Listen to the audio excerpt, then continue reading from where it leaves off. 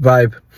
I got into a fascinating discussion last week with my colleagues, and we were like in agreement with the idea that children can think through, they can share their ideas, and even sometimes even make decisions around like really serious uh issues or concerns. And I'll just give you a short story.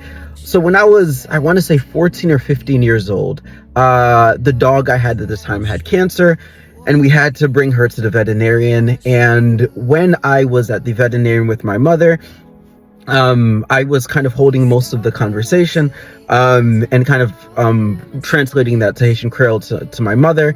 And we had to make the decision about whether or not if we were going to put the dog down or go through a surgery that may or may not work. So then my mother calls my dad at the time, and then my dad just lays out the option for me, and he tells me that, you know, we can do this surgery, but if we decide to do this surgery, then we'd be behind on bills, and there's a mortgage to pay, there's car bills, light bills, X, Y, and Z.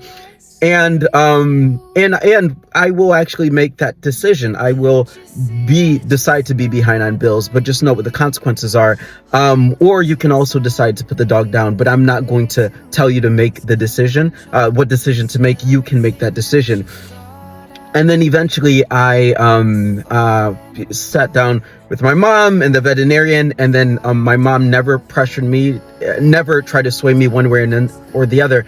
And I decided to put the dog down. And that was, yes, a traumatic experience, but I'm so grateful to have had my ideas taken seriously, my thoughts taken seriously, and also just to be allowed to make that decision. And I keep thinking that children are in this position all the time where they're constantly suffering the consequences of decisions, but there's so much of an agency that I think I received at that time. And also later on, as I communicated this with my therapist, my mentor, I then had access to the language to kind of explain that experience. And I'm happy that I wasn't coddled from that experience either. So I think what I kind of just wanted to not even argue, but to share with this video is that these children are experiencing this anyway. Is there space that we can offer where they can philosophize, share their thoughts, and eventually like come to a conclusion on their own without the pressure of some authoritative figure that says that it has to be this or that way? Just a thought. Vibe.